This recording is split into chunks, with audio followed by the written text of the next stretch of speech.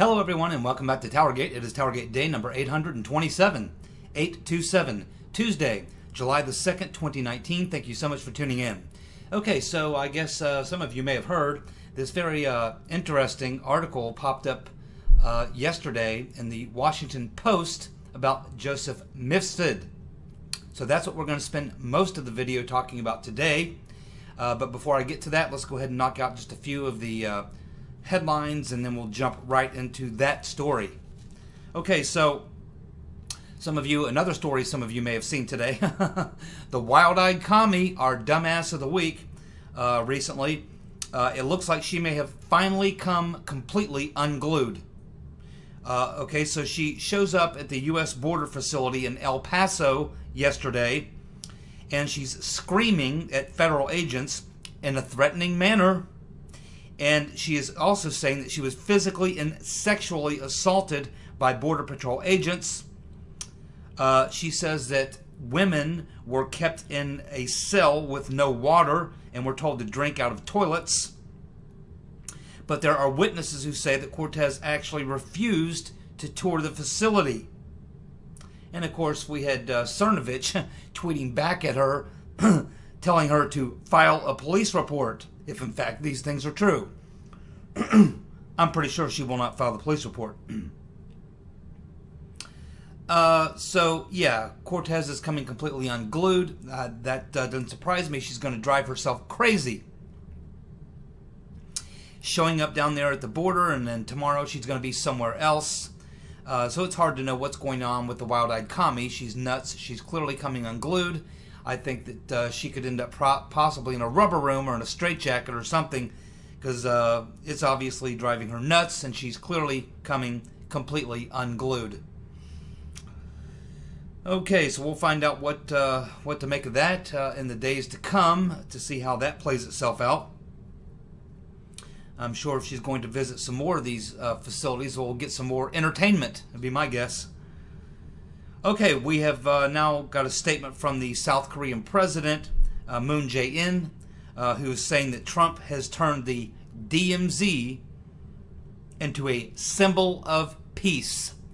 Now, I was really surprised that Trump was getting such good headlines and good coverage from his meeting with Kim Jong-un and being the first president to ever step foot in North Korea.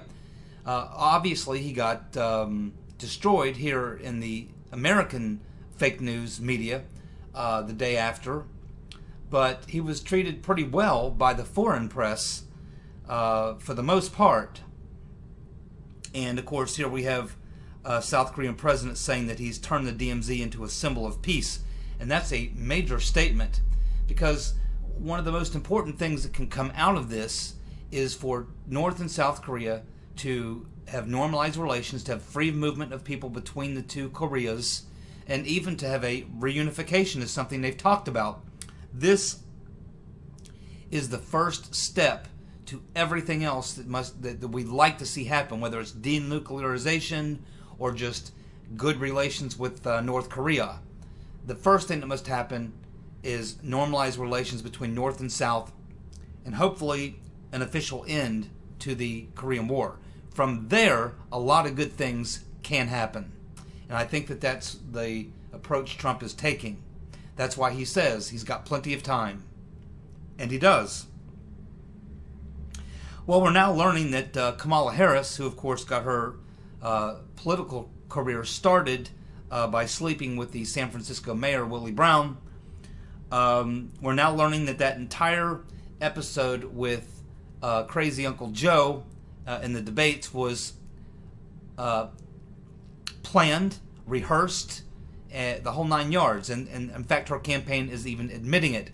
They rehearsed it very carefully. There was an actor playing the part of Biden and an actor playing the part of Bernie Sanders. And Kamala Harris was, of course, going to use this against Biden. And the key tagline that she wanted to get out was this tagline of, "That little girl was me." Because as soon as she used that line in the debate, within an hour, T-shirts were already on sale for $29 each with the tagline on it, "That little girl was me." So official campaign shirts.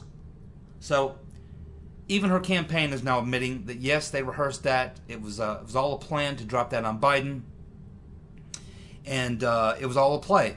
So that should not surprise us that was a calculated political move by Kamala Harris to sabotage crazy Uncle Joe. And of course, he just doesn't have the skills to defend himself against anything like that. And we saw that in the debate. He just wasn't able to respond. So it looks like they got him.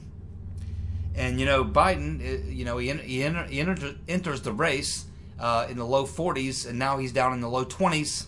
Just as I said, he would come out, whatever number he had when he came out and announced he was running for the Democratic nomination. Whatever number I said that he had, that would be the highest number he'd ever see. Because from that point on, it's all downhill. And it's only going to get worse. I think he's eventually going to be down, after the final debate, I think that he'll probably be down in the low teens. Low double digits, 12, 13, 14%, something like that. And he's on his way out, paving the way for the rotten reverend. Let's see. Well, we have appears that the skateboarder Bobby O is campaigning yesterday in Mexico. Maybe Beto should move to Mexico and run for political office there. He'd have a hell of a lot better shot. He thinks he's Mexican or Spanish or something. He might as well go to Mexico and pretend to be Spanish there. Maybe they'll believe it. Uh-oh, bad news if you live in California, as if you needed any more bad news. It looks like it is now official. California has officially expanded health care in California to include illegals. They have officially expanded health care benefits to illegals. Wow, that's going to cost you. I don't know if it's too early to wave bye-bye to California, but it isn't long. California is not long for this world. It's going to be a third world country. We might want to start erecting a wall on the eastern border of California. That's where we might want to build a wall, on the eastern border of California. Just go ahead and wall up California, and who knows? Who knows what will happen there? Pretty funny photo of Bernie flying down to that debate in Miami. He flying in first class. But what makes it even funnier is that there's a photo of his wife who was also on the flight, but he had her of course, Jane Sanders. He had his wife flying coach. Bernie's flying first class. He puts Jane in coach. How funny is that? My goodness, man. Okay, this crazy story in the Washington Post. What are we to make of that? They write a story yesterday, and it's all about Mifsud. And what's interesting about the story is that it's a non-story story. It doesn't really reach any conclusion. When you read through the story and you get to the end of it, you go, you really don't know anything more than you knew when you started reading it. They never really come out and clarify anything. It's just kind of a weird little story about Misfit where they try to draw into question the credibility of Papadopoulos, also this man Stephen Rowe, who claims to be the attorney, friend, and former business partner of Misfit, who does a lot of commenting on the thing on Misfit's behalf. They attempt to make the argument that anyone who believes that Link University is a Western spy school is it's a wild conspiracy theory, and a bunch of other things. So what the article tries to do, I'm not exactly sure what it's trying to do, but it appears that it's trying to do a smear job on the narrative that Misfit was not a Russian agent, is in fact a Western spy. Link University is a spy school for Western intelligence. Misfit is connected to all these Western people and not Russians. So it attempts to kind of debunk these things, but it really is not able to do it because it's constantly in its own story creating contradictions. Now, what's important about this to me, and what jumped out at me about it, is why? Why would the Washington Post, just out of the blue, out of the clear blue sky, drop a story about Misfit, which really has no new information? No real reason to write the story. It just shows up. And the last thing in the world that the deep state wants is the name Misfit. They've been trying to do as much as possible to keep Misfit quiet, to not talk about Misfit, to keep Misfit out of the public eye. They don't want Misfit being discussed. So why does the Washington Post suddenly come out and write a story about Misfit, for which there's no reason to write a story, no new information, and it's like they're trying to debunk Misfit's a Western agent and all this sort of thing, but they throughout the article will show contradictions to the own point that it appears that they're trying to make. It's just there's no real reason for the story. It's just kind of thrown out there. I can only think at this point that it was put out to, again, get ahead of something, which tells me that either Misfit is getting ready to come out and talk, maybe his lawyer is getting ready to have a press conference, maybe the Italian Parliament is getting ready to release some information where they're going to disclose more information about Misfit. Possibly, Misfit has been interviewed by Durham or one of his investigators. There's some reason that this story was written. Now, keep in mind, we're talking about the Washington Post, and we all know that for decades and decades, the Washington Post is essentially the Central Intelligence Agency's newspaper. It's the newspaper that the CIA uses to plant disinformation. The CIA uses the Washington Post to plant disinformation. Now, that's how we know a lot of times whether things are CIA or FBI, because when they show up, when the disinformation and propaganda shows up in the Washington Post, we know it's CIA.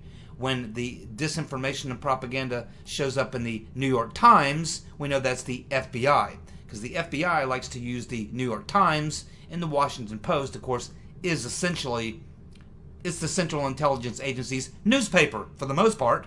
I mean, it might as well be not the Washington Post, might as well be the Central Intelligence Agency Post, because it's literally the CIA newspaper for the country. That's what the Washington Post is. It's where the CIA funnels disinformation. So let's keep that in mind as we're going through this article. And I'm going to go through various parts of this article in case you haven't read it, just so we can kind of break down and understand and analyze a little bit of what's going on here. Not that it's perfectly clear to me exactly what point they're trying to make. It's just interesting that the last thing in the world that the CIA would want is people talking about Misfit. Yet the CIA newspaper has these so-called reporters at the Washington Post write a story about Misfit, which really has no reason to be written. There's nothing new. There's nothing driving the story. It's just bing, dropped out of the sky on a Monday during a holiday week. And that usually means they're trying to get out ahead of something that's coming. So let's go ahead and get into this story a little bit. So there's some quotes in here from Misfit, and I'm going to be going through some of the quotes in here and then commenting on that and their response to it, which is what they do throughout the story, is put in a quotation from Misfit or Mr. Rowe or Papagalopoulos or something like that, and then they go about trying to blur the thing. They don't necessarily debunk. They try and debunk, but it's hard for them to debunk because it's hard to debunk. So it's just a strange story. Okay, so let's just go through this. So here we have Misfit said shortly after his name was exposed that he never got any money from the Russians. And he said that his conscience is clear and that he was not a secret agent. And he told this to a reporter for La Repubblica. And then after giving that interview, we never heard from him again for, well, we still haven't heard from him personally. Okay, so this is kind of how the story begins. Misfit's name is outed. Once his name is outed, he is then questioned by this reporter from La Repubblica. Misfit says in that interview, right after his name has been exposed, that he never got any money from Russians, and he said that his conscience was clear and that he was not a secret agent. And then we don't hear from him again for a long time. We hear about him, but not from him. And I don't think we still have heard from him personally. Now, the Washington Post says that Trump allies and Fox News are saying that Misfit was Western intelligence and not a Russian-connected spy. Now, the Washington Post, just to check on that, says that they called the FBI, the DOJ, the CIA, and even Italy's intelligence department, and all have said no comment. No comment. They didn't deny it. They're not saying no, Misfit's not one of our agents. They're saying no comment. Why would they say no comment? If he's not an agent, just say, well, no, he's not an agent. You see, when they say no comment, when they could easily put the whole thing to bed and just say, no, it's not true, he's not an agent. But they don't say it's not true, he's not an agent. They say no comment. Okay, so you can take from that what you will. What I take from that is that they're not denying that he's an agent. They're not denying that. Of course, we know that the Mueller report and Comey himself have said Misfit is a Russian agent. So far, they've given no evidence to prove that, and I think that that's what Nunes and some others are looking for them to do, is to prove it. Misfit's a Russian agent? Prove it. So Misfit has not replied to any questions from the Washington Post made through his lawyer, Stephen Rowe. But Rowe has commented himself, and he says that accusations that Misfit is a Russian agent are defamatory accusations. Defamatory accusations. The Mueller report is silent on whether Misfit's interactions with Papadopoulos were part of Russia's efforts to interfere in the elections. So if Misfit is this Western agent, and he really was the guy who dropped the stuff on Pops, then why doesn't the Mueller report, why is the Mueller report silent on that issue? Why doesn't the Mueller report go into some detail about the interactions with Papadopoulos, if in fact Misfit was part of Russia's efforts to intervene in the elections? Isn't that what they were supposed to be investigating? How can you leave out a character in the details about a guy like Misfit? He's the one, after all, who supposedly dropped the information on Papadopoulos that the Russians had the emails. How can you leave him out of the story if, in fact, he is truly a Russian agent? Doesn't make any sense. Just like a lot of things in this article and the Mueller report and the entire Spygate story. Then they have a line here where it says officials familiar. Yeah, officials familiar, but they don't give any names.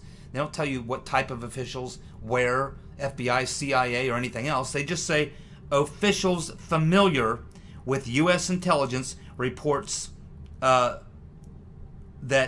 Misfit has been identified by intelligence agencies that Misfit was a potential Russian agent before he met with Papadopoulos. So now we just have some unknown officials telling the Washington Post that they suspected that Misfit was a Russian agent even before he met with Papadopoulos. Again, where is the proof?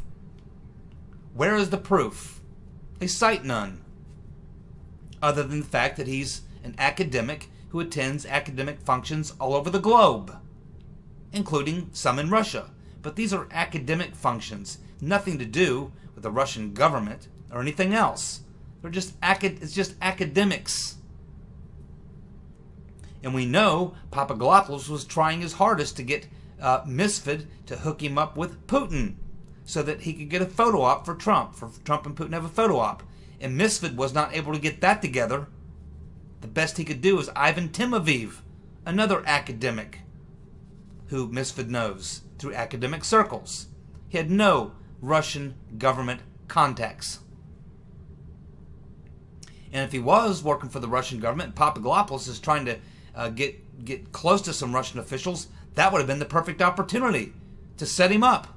But Misfit could not deliver, and that's why Papadopoulos just eventually decided that Mifsud was a clown.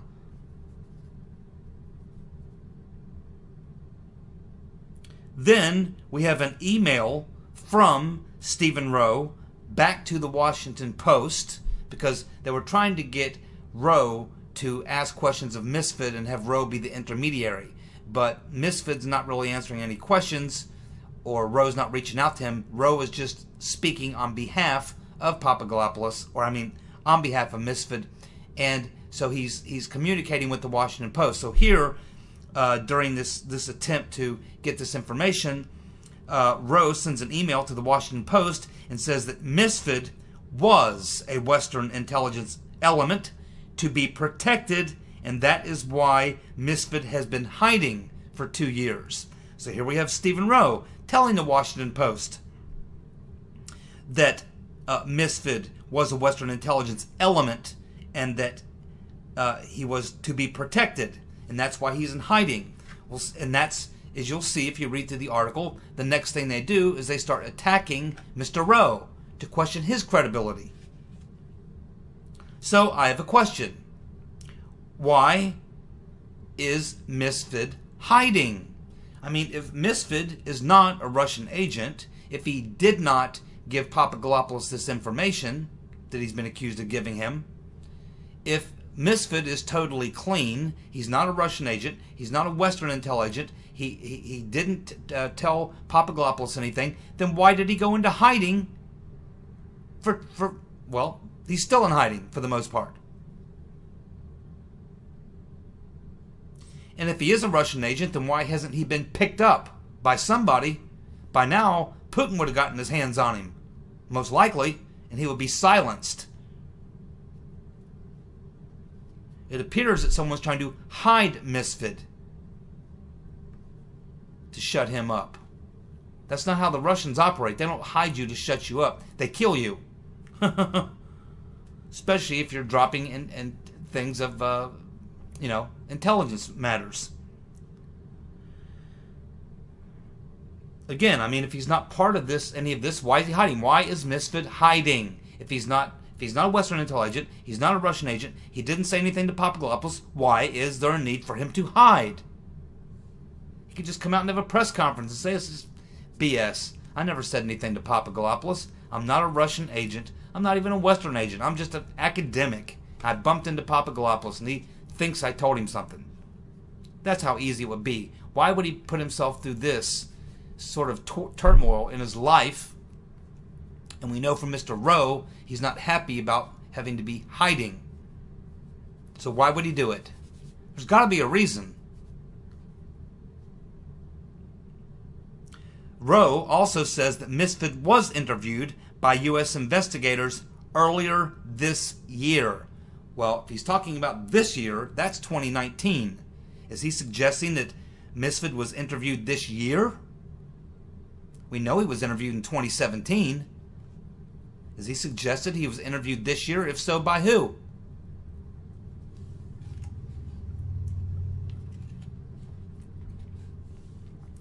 So at this point in the story, then, after bringing Rowe into the picture and telling us what Rowe just told them through his email contacts to the Washington Post, now they go about the process of trying to make Rowe look like some sort of a Western, some sort of a Russian spook or something. Yeah, well, Rowe has also been to Russia. He's gone to some of these conferences in Russia. He's been to Link University. He's had business dealings in Russia, so now they go in and try to strike out the credibility of Rowe, which is what they do throughout the story. They tell you what Papadopoulos said, then they attack Papadopoulos' credibility. They tell you what Rowe said, then they go after his credibility. They tell you about Link University, and then they try to debunk the fact that it's a Western spy school. And this is the whole flow of the entire article. But they're never able to quite actually do it. The Washington Post says that the theory that Misfit is a Western intelligence agent is a fringe idea. The theory that Misfit is a Western intel agent is a fringe idea, according to the Washington Post. Pure CIA propaganda right there. Absolutely. 100% CIA propaganda. The Washington Post talked to a former CIA official named John Cipher. John Cipher, who said that Misfit setting up Papadopoulos is nonsense because the CIA is not allowed to target Americans. No, they're not. They're not allowed to target Americans, which is exactly why they have a big problem. Now, the Washington Post goes on to cite Misfit's ties to Russians in academia and trips that Misfit had made to Russia starting in 2010. Washington Post then tackles Misfit's comment that he was a member of the Clinton Foundation. So what they do there is I said, yeah, well, Misfit said he was a member of the Clinton Foundation. And so they checked with the Clinton Foundation. Oh, yes, the Washington Post checked with the Clinton Foundation, and they say that there's only been 2 Misfits who donated to the Clinton Foundation. One was a Joseph Misfit in Michigan who contributed $30, and another is a Joseph Misfit in London who contributed $50. Yeah, if the Clinton Foundation said it, that's good enough for me. Why did he claim that he's a member of the Clinton Foundation? And Papadopoulos' wife says she knows for a fact that Misfit had dinner with Hillary on at least one occasion. And he speaks as if he knows the Clintons. Now, Washington Post claims that Misfit said he has met with Putin. So, the Washington Post called the Russians, who then flatly denied that Misfit has ever met with Putin, or any high-level Russian government official for that matter. They don't even know who he is. Misfit, of course, does not speak Russian. He does not speak Russian. Misfit says that he only attended meetings in Russia as an academic and that he has no ties or contacts with the Russian government. Exactly what I just said. And if that's true, then he lied to Papadopoulos, because that means he could not hook Papadopoulos up with some Russian officials to get that photo op. So if he's telling us that he has no ties or contacts, then why did he spend all that energy and time trying to convince Papadopoulos that he did know officials who could get him hooked up with Putin for a photo op? The Washington Post cites how Papadopoulos is working in London. They start off the article, when they start talking about Papadopoulos, about halfway down the page, they say, now, Papadopoulos was working in London at the London Law Center. What don't they tell you? Oh, they don't tell you why he was working there at the London Center, how he arrived there. Because of the fat man, Stephen Halper, the FBI informant, lured him there. Do you remember that email between Strzok and Page about the Oconus lures? Foreign intelligence guys? That's what they were talking about, and likely Halper, and likely Downer, and likely Misfit. So the Washington Post skips over that part, and they don't tell you that Papadopoulos was lured to London by an FBI informant named Stefan Halper, the fat man. They neglect to tell you that in the story. They leave out a lot of very inconvenient facts that would not embellish their narrative because they're doing a disinformation piece, likely for the Central Intelligence Agency, because something is obviously about to break open here in regards to Misfit, and they want to get out ahead of it. That's my feelings. Papadopoulos says that Arvinder Sambai arranged his meeting with Misfit.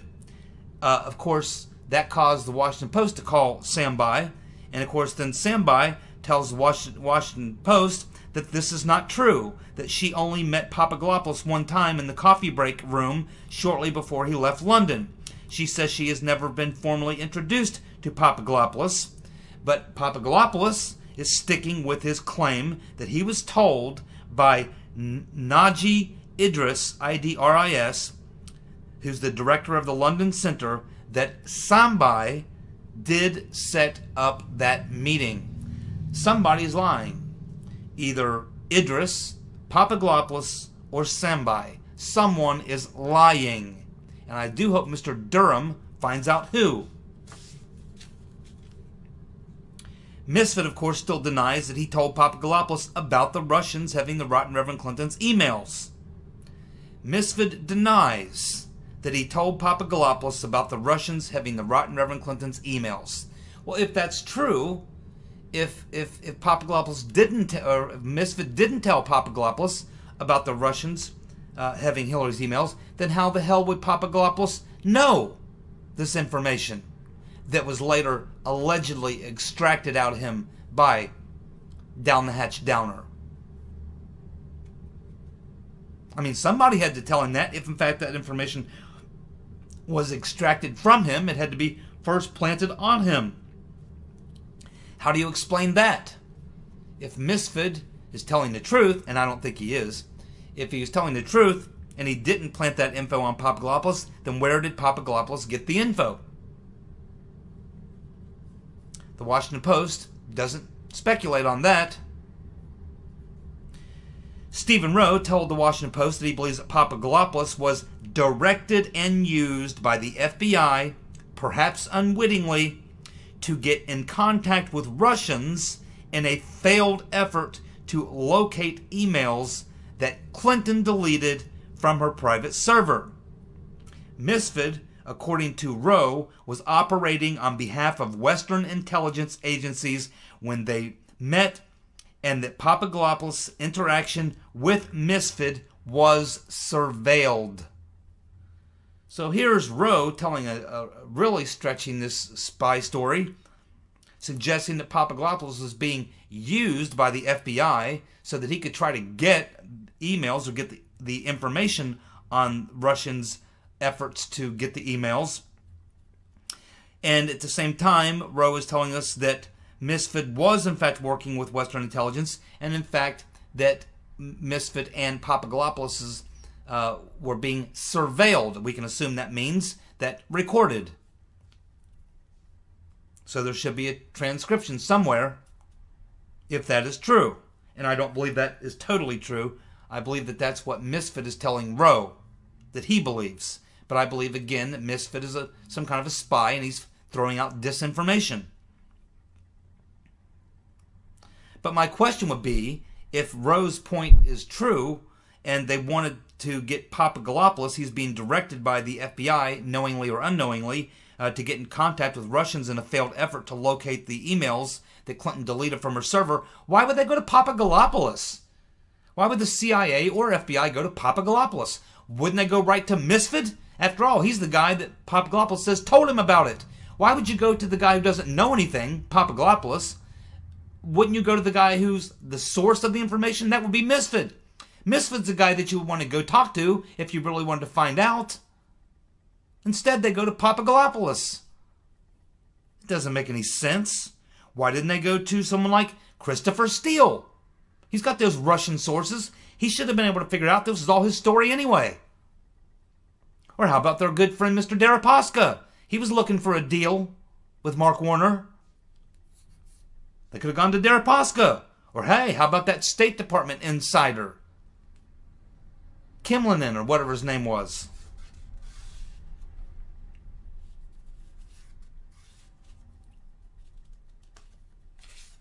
Okay, we still have a little bit left to go and I'm out of time, so we'll pick up the rest of this tomorrow and finish this up. So I'll be back with you tomorrow and we'll finish up this Washington Post analysis. Thanks so much for tuning in. See you tomorrow. Bye.